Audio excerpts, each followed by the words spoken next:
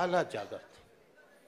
ఒక చిత్రాన్ని నేను నిన్న మొన్న అంతా కూడా ఇంట్లో కూర్చొని ఏంది జూన్ 2వ తేదీ నుంచి సినిమాల థియేటర్లు బ్యాను ఓన్ ధూమ్ ధామ్ అని అన్నారే అనేది ఈరోజు వెంటనే ఏమీ లేదు. ఎందుకంటే అది పొంగుతున్న అలా చూస్తూ ఉన్నావు అలా. రేపు థియేటర్ల శ్రమ లేదని పెంచి ఆనందపడింది కిలకిల, లేకపోతే థియేటర్లు అయిపోతాయి వెలవెల, నిర్మాతలు కొట్టుకుంటారు గిలగిల, ఇంకేముంటుంది సార్ డబ్బుల గలగల. అందుకే దూకాడు మంత్రి కందుల, ఆయన వెనకాల ఉన్నాడు కొణిదల.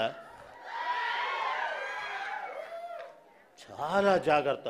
మీరు ఒక్కటి గుర్తుపెట్టుకోండి, రాజేంద్ర ప్రసాద్ గారు మహానటులా, దాని వెనకపడ్డ కష్టం ఎక్కడో గూడూరులో మైనింగ్ స్కూల్లో చదువుకుంటున్న ఒక బిడ్డ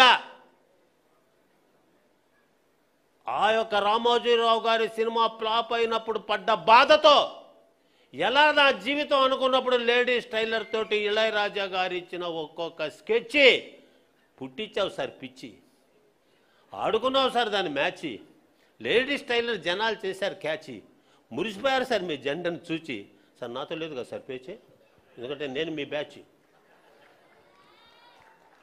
అటువంటి దానికి ఈ రోజున మళ్ళా ఇక్కడ ఇంత గొప్పగా షష్ఠి పూర్తి. ఎవరు సార్ 40 ఏళ్ళు రాగానే తల్లిదండ్రులు తీసుకుపోయి బోల్డ్ హోల్ పడేసే ఈ రోజుల్లో తప్పును తెలుసుకొని నాకెట్టా తల్లిదండ్రులు లేరు, మీ తల్లిదండ్రులకైనా నేను షష్ఠి పూర్తి చేసుకునే అవకాశం నిజంగా అదనమ్మా సహవాసం. అట్లా తల్లిదండ్రులు ఉండాలమ్మా నివాసం.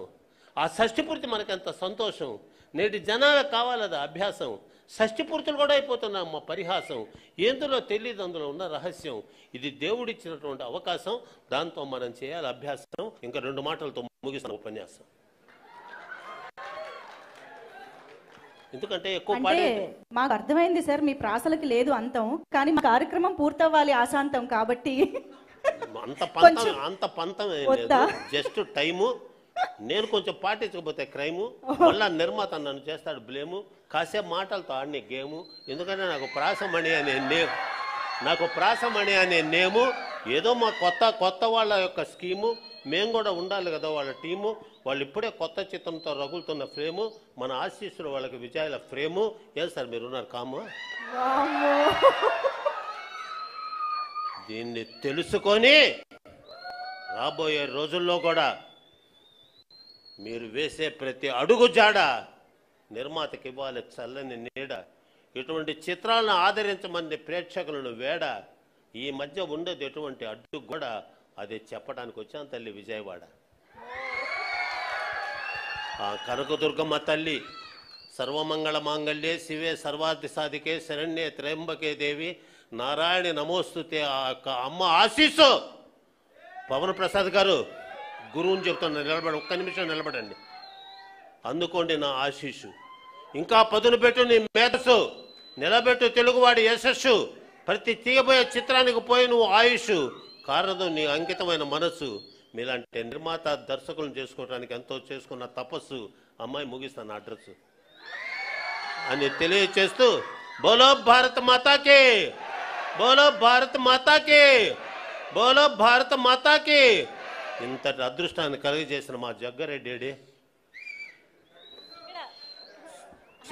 చిన్నవాడు అయినా శిరస్సు వంచి నమస్కరిస్తూ సెలవు.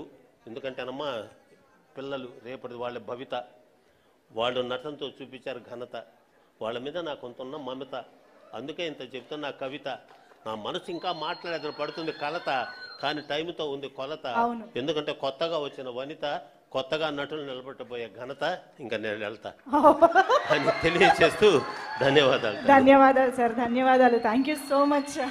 అమ్మో, చాలా మన మాటల గారడీలు చాలా విన్నాం, కానీ ప్రాస గారడి ఇదే మొదటిసారి వింటున్నాము. నిజంగా ప్రాసమణి గారు అందుకనే ఎంతో మందికి చాలా నచ్చినటువంటి ఒక వక్త అని చెప్పాలి.